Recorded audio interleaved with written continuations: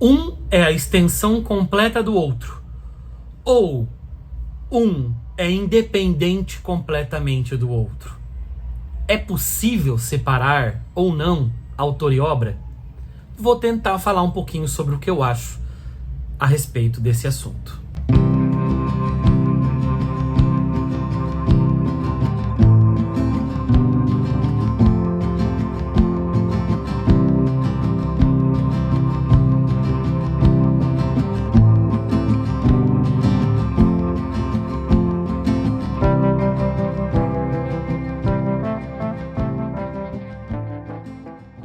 Fala pessoal, tudo bem com vocês? Sejam muito bem-vindos, muito bem-vindas a mais um vídeo aqui da Acrópole.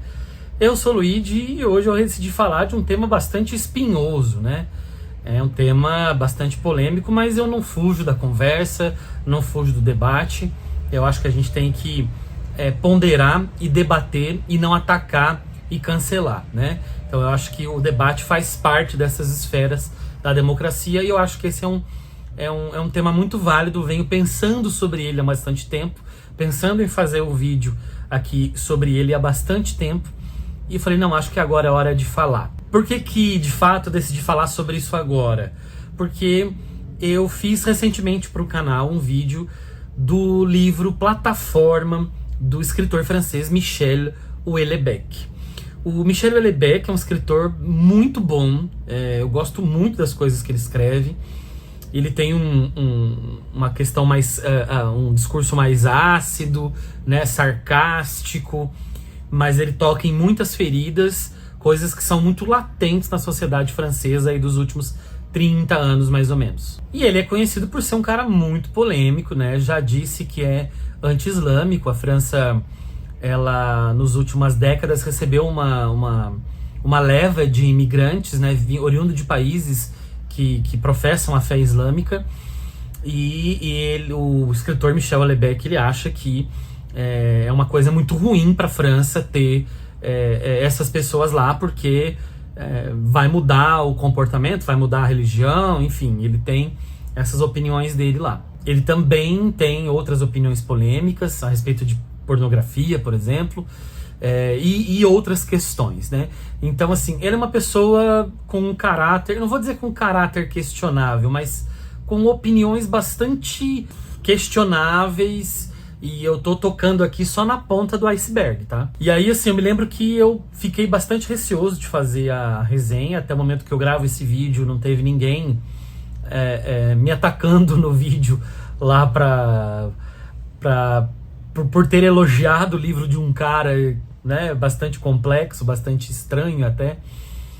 Até porque eu acho que o meu canal é pequeno mesmo, né? Então eu acho que daí acaba não chegando muita gente maluca por aí. Então isso voltou na minha mente, né? Então, será que eu falo? Aí eu falei, não, agora é momento de falar. Então eu resolvi fazer esse vídeo falando do Houellebecq, puxando o Houellebecq, e me lembrando de dois casos muito recentes que ainda dão um paninho pra manga aí, são os casos da J.K. Rowling e também do Monteiro Lobato. O Monteiro Lobato, né, é impossível que alguém não o conheça. De alguma maneira, as pessoas no Brasil entraram em contato com a obra do Monteiro Lobato, seja pela televisão, né, pelo programa O Sítio do Pica-Pau Amarelo, ou seja pelos livros que são adotados geralmente nas escolas, ou um livro todo, ou alguma das histórias. Monteiro Lobato criou uma literatura infantil bastante inventiva e que serviu de formação para leitores do Brasil durante inúmeras décadas. Mas nos últimos aí 15, 20 anos, digamos assim, muitas pautas no Brasil começaram a ser levadas mais a sério, né? Sobretudo a questão de algumas minorias, e eu não falo de minorias em quantidade, né? Quando eu uso o termo minorias aqui, eu falo de pessoas que são quase que marginalizadas e afastadas do centro, né? E ganharam voz, as discussões foram crescendo. Isso foi muito importante para a sociedade, para a gente rever pilares da nossa sociedade, inclusive. Acho que, inclusive, a gente está mais adiantado que alguns países nessas conversas, por mais que o Brasil tenha os seus problemas, sabe? E isso, é claro, ia respingar na arte, né? E respinga na literatura. E aí voltaram a falar desse passado racista do Monteiro Lobato. Não que a gente não soubesse que ele fosse, né?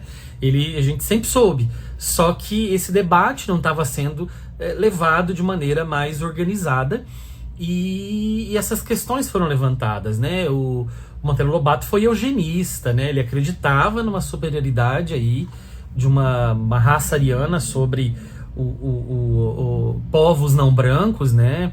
Ele era racista mesmo, então assim, ele inclusive tem na construção do próprio texto, sobretudo na questão do sítio do Pica-Pau Amarelo, né? Uma problemática muito grande quando ele vai falar da tia Anastácia, que é empregada ali da fazenda, né? Ele usa adjetivos bastante pesados, né, para o narrador em primeira pessoa, para o narrador em terceira pessoa, né? E eu vou falar dessa diferença já também, tá? Então aí esse debate foi suscitado. Nessa mesma esteira, as falas abertamente transfóbicas da escritora J.K. Rowling, a autora da saga de maior sucesso da história da literatura, que é Harry Potter, né, também colocaram em xeque, então, a validade da obra dela por conta dessas declarações abertamente transfóbicas, né? Ela pertence a uma ala, eu não sei se dá para dizer se é de fato uma ala feminista, né?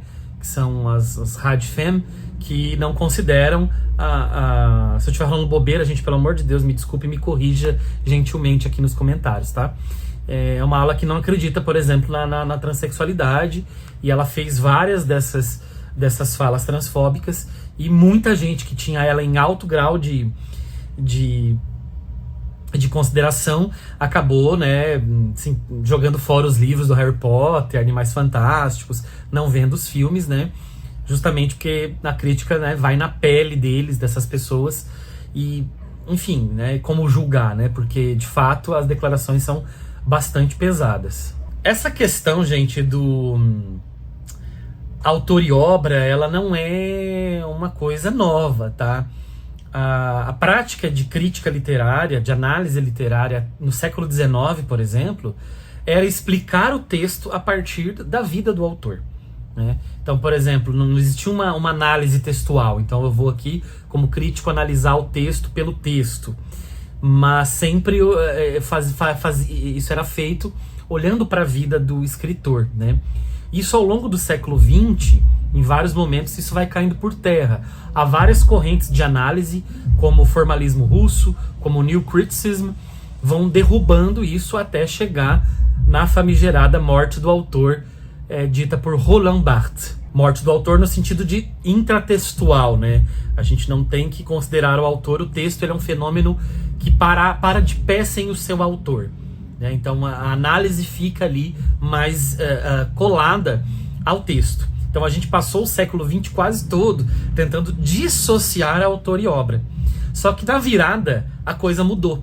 A gente voltou com essa questão de autor e obra, né? Até porque teve aí as escritas de si, a volta muito forte dos romances autobiográficos, o cunhar do termo autoficção, que vocês sabem que eu gosto muito, fiz até uma tese de doutorado a respeito da autoficção, porque eu gosto muito dessa relação intra e extra-textual, né?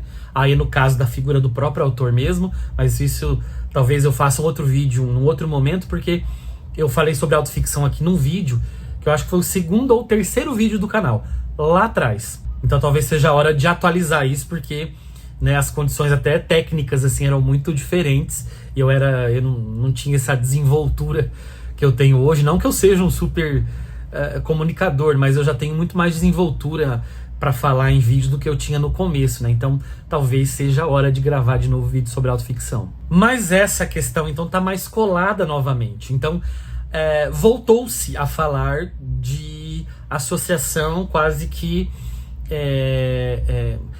uma conexão quase que indissociável entre autor e obra, né? E aí a partir dos posicionamentos políticos de Monteiro Lobato e J.K. Rowling, para citar dois exemplos, além do Houellebecq, que foi o gatilho para esse vídeo, né? Separando então eles da obra, não separando eles da obra e condenando a obra deles, dizendo que não faz mais sentido ler essas pessoas. Afinal, a obra então é autônoma ou ela é indissociável do seu autor, da sua autora? Para fazer esse vídeo, claro que eu fiz inúmeras pesquisas, Se você der um Google também, você vai achar muitas fontes de informação a respeito disso. É um debate que é bastante acalorado e, num geral, eu acho que não tem super predomínio, assim, quase 100% de uma opinião e zero para outra, não. Mas eu acho que há um desequilíbrio ali, tem uns 70% a 30%, como dizendo 70% que a obra é indissociável e por isso não dá para tolerar autoras que sejam preconceituosos e que têm falas polêmicas, abertamente racistas, homofóbicas, machistas, entre outras, e 30% dizendo que a obra é autônoma e que a gente tem que separar ou pelo menos olhar com cuidado cada caso. Quem defende, né, que é indissociável diz que a postura de não ler mais aquela pessoa, sobretudo se ela for viva, né, que aí é o caso do Houellebecq, o caso da J.K. Rowling, entre outros, que você não comprar mais livros, sobretudo dessas pessoas que vendem bem, né, isso mexe diretamente no bolso da pessoa. Então, quer dizer, você para de adquirir, você para de consumir, você não vê mais os filmes não ganham mais novas adaptações, são fracassos comerciais no cinema, então você boicota, né? É um boicote de fato. Uma outra ponta diz que a obra é autônoma, né? E que tem que se separar, porque, assim, se for o caso, qual é o limite, né? E a gente fica naquela, né, gente? Quer dizer, eu vou passar pano para todos os preconceitos, vou ignorar tudo isso, ou eu vou simplesmente censurar tudo. Qual que é o limite, né? Se a gente for olhar de fato e implicar com algumas posições das pessoas, dos autores, dos artistas, não vai sobrar pedra sobre pedra, né? Porque somos seres humanos e todos estamos no mundo em que a gente pode cometer erros, né, em algum momento. E aí entra a discussão, mas tem coisas que são aceitáveis, outras que não são. Ok, mas eu tô falando de que momento histórico, né? O que é aceitável nos anos 80 não é aceitável hoje. Vai ser aceitável nos anos 50? Nos anos 2050? O que vai ser aceitável ou não? E quem defende, por exemplo, que a obra é autônoma, diz que muitas vezes o autor, por ele estar inserido num contexto, num mundo, a obra dele reverbera coisas que ele nem pensou que poderia reverberar, né? Então isso mostra que, inclusive, o autor é a quarta parede aí da literatura, né? O leitor é a quarta parede da literatura.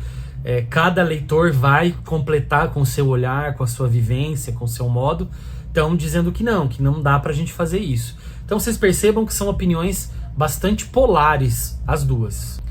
E até para fazer esse julgamento, né, gente, eu falei sobre o tempo aí, é uma coisa interessante. Eu vou julgar o autor.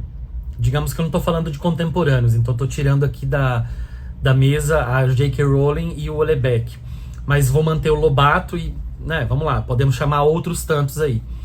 Eu vou analisar aquela obra com os elementos, com as ferramentas do momento em que ela foi escrita, ou eu vou analisar no momento em que ela está sendo lida por mim? Quer dizer, faz sentido eu cancelar uma obra por ter um certo teor colonialista se ela foi escrita no século XVII, por exemplo? Mas faz sentido esquecer esse eu que habita agora aqui no século XXI e que está cercado de todos esses novos elementos e ferramentas, esquecer-se de mim, né, esquecer-me de mim para simplesmente olhar para aquela obra com outros elementos? Aí é que tá, gente. A gente vai tentar reduzir isso, mas assim, é impossível você sair de si, né? É claro que você fazer... Eu acho que os dois elementos são importantes aí, porque se você fizer uma leitura anacrônica, você não está sendo justo. Porque a pessoa que escreveu aquilo 200 anos atrás, ela não estava com o mesmo ar de época que você, tendo as mesmas ferramentas e os mesmos elementos. Mas também você é um ser atuante, um ser ativo. Você não tem como se dissociar aí da leitura. Então você também vai usar esses elementos. E aí é chegar num senso de meio termo, porque eu acho que o problema que está tendo aqui na verdade, os discursos polares, né? Não, a gente vai aceitar tudo. Não, a gente não vai aceitar nada, né? Então quer dizer, não, libera aí, passa pano, ou censura tudo. Eu falo censura, gente, mas é um processo assim de higienização que estão tentando fazer. Porque eu acho esse debate muito interessante, muito importante, dessa questão de autor e obra. Mas aí tem mais uma viradinha de chave aí, e aí eu me posiciono muito fortemente. Eu acho que entre autor e obra eu fico meio que no meio termo, tentando ver cada caso.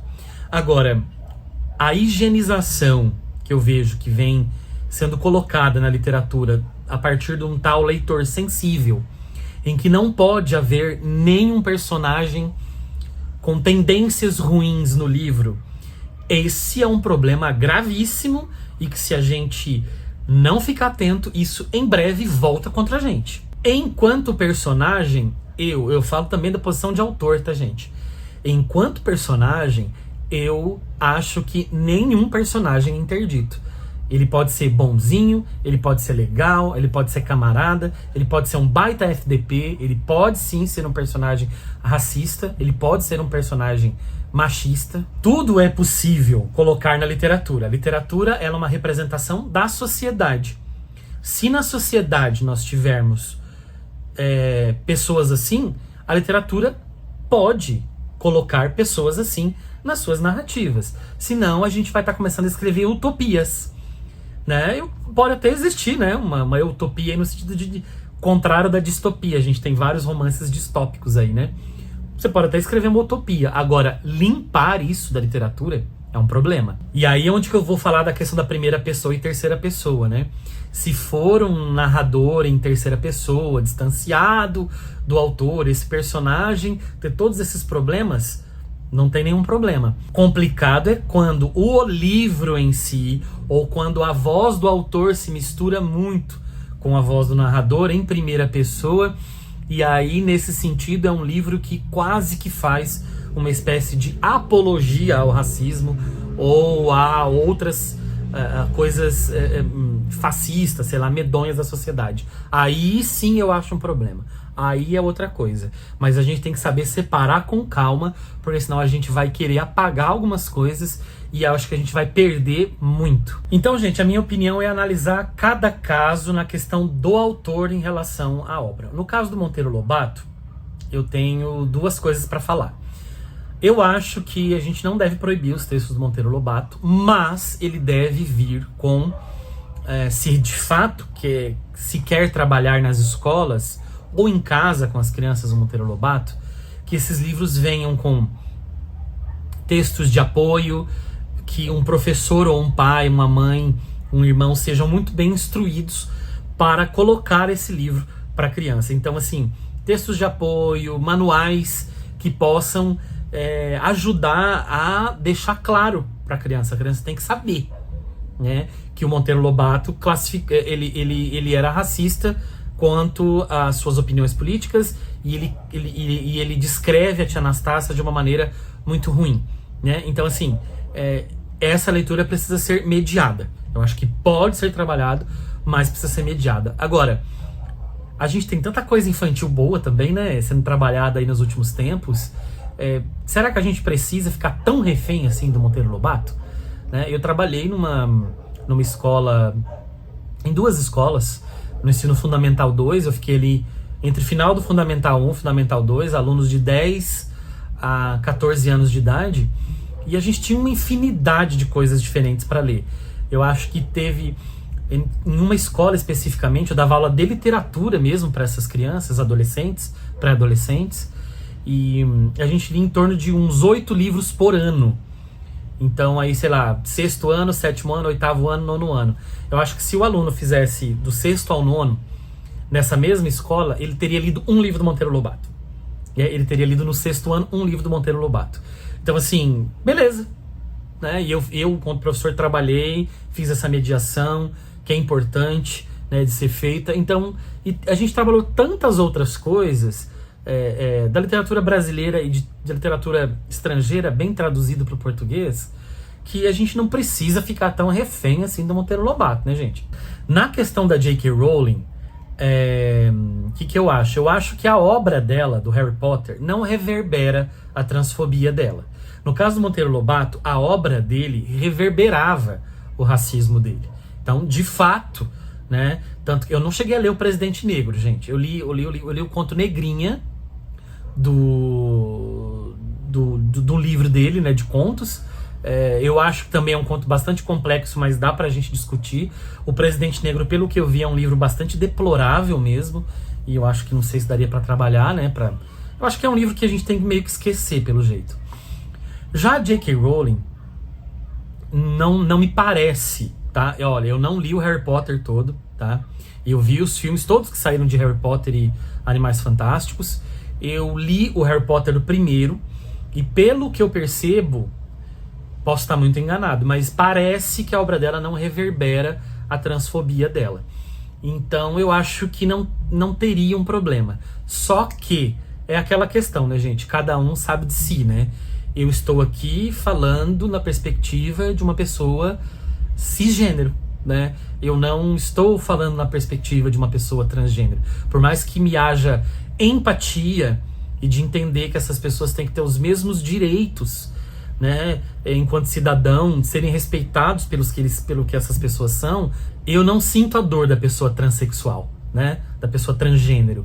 Então, eu acho que no caso dela, ela vai precisar dizer, olha, eu vou me posicionar e tal. E aí eu entendo perfeitamente ela falar assim, olha, não dá pra ler Harry Potter, não quero consumir isso é contra minha própria existência, entende? Eu acho que no geral muitas crianças se abriram pra leitura via Harry Potter, né, e se tornaram grandes leitores. Não dá pra jogar a saga na lata do lixo, né? Agora, mas a gente pode condenar as ações da autora, com certeza, né? Com certeza condenar. Percebem como isso é delicado, gente? É muito delicado, são várias variáveis, vários elementos a serem analisados, questão de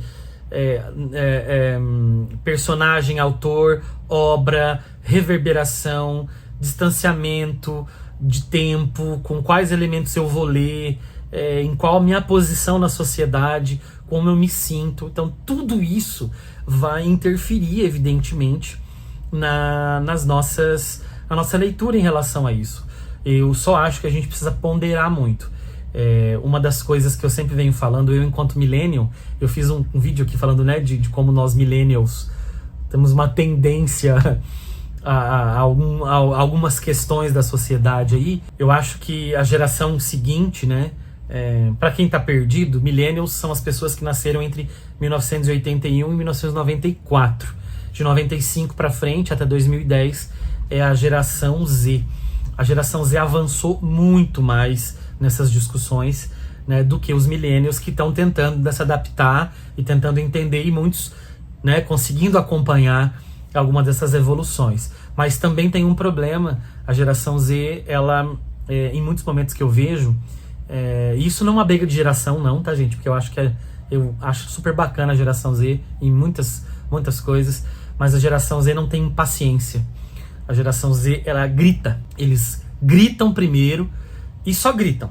Eles não estão dispostos a discutir, eles não estão dispostos a apresentar perspectivas novas. Eles já foram moldados por um pensamento novo e eles desprezam, na maioria das vezes, não falo de todo mundo, por favor, tá?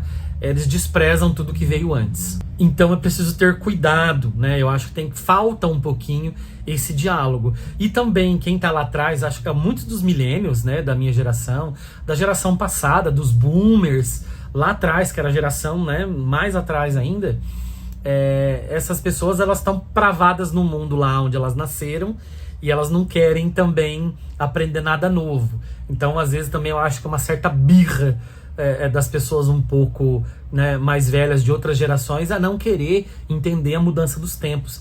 E eu sei, gente, é tão difícil entender a mudança dos tempos, né? E às vezes eu acho que eu sou uma pessoa, um homem do século XX, sabe?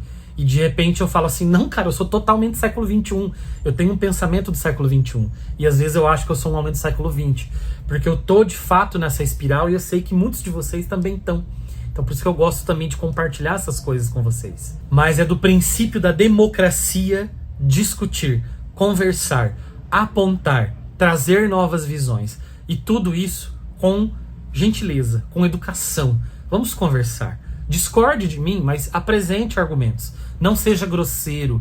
Não mostre que você se sinta assim, eu já vi muito isso, né, de pessoas que discordam e vêm com um ar de superioridade. A minha decisão e a minha postura, ela é mais nobre que a sua, por isso eu sou superior a você. Isso é um problemaço, isso me causa muito ranço. E às vezes muitas pessoas que estão lá atrás, presas em paradigmas lá de trás, não avançam justamente por esse comportamento de pessoas mais novas. Enfim, mas isso daria um outro vídeo completo, né, gente? Então, assim, eu gostaria que vocês escrevessem aqui nos comentários o que vocês acham sobre esse assunto, né? Sempre, é claro, como eu volto a falar, com bastante educação, polidez, escreva, argumente, vamos bater um papo, tá? Traga novas perspectivas, porque eu acho que assim a gente avança. E no mais, gente, fico por aqui. Nos vemos num outro vídeo. Um abraço e até a próxima.